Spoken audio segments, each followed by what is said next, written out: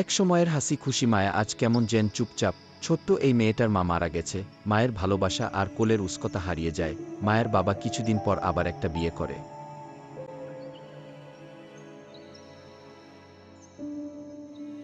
এই মায়া, এদিকে শোন, এইটা তোর নতুন মা। আচ্ছা বাবা, ঠিক আছে। এই মেয়ে এখন থেকে আমি তোর মা। আমি যা বলবো তাই শুনবি, বুঝলি? যা, গ্লাস পানি নিয়ে আয়। ঠিক আছে মা। আজ যদি আমার মা বেঁচে থাকতো তাহলে কখনো এরকম করতো না। মা দেখো, ওরা সবাই স্কুলে যায়, আমিও স্কুলে যাব। ইস, এ মেয়ের মুখে কি কথা! এই বলে এই স্কুলে যাবে? যা, বাসায় গিয়ে কাজ কর। তোকে যদি আর একবার স্কুলের কথা বলতে শুনেছি না, তোর কিছু রাখবো না।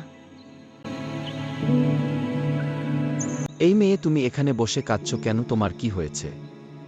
আমার স্কুলে পড়ার খুব শখ, কিন্তু আমার সৎ মা আমাকে স্কুলে যেতে দেয় না। আচ্ছা ঠিক আছে, তোমার বাপকে বলছি যাতে তোমাকে স্কুলে পড়া সুযোগ করে দেয়। শুনুন, আপনার মেয়েটি খুব মেধাবী, দয়া করে তার জীবনটা নষ্ট করবেন না, পড়ালেখার সুযোগ করে দিন। শিক্ষকের এই কথা শুনে মায়ের বাবা রাজি হয়ে যায় এবং তাকে স্কুলে যাওয়ার সুযোগ করে দেয় এবং মায়া অনেক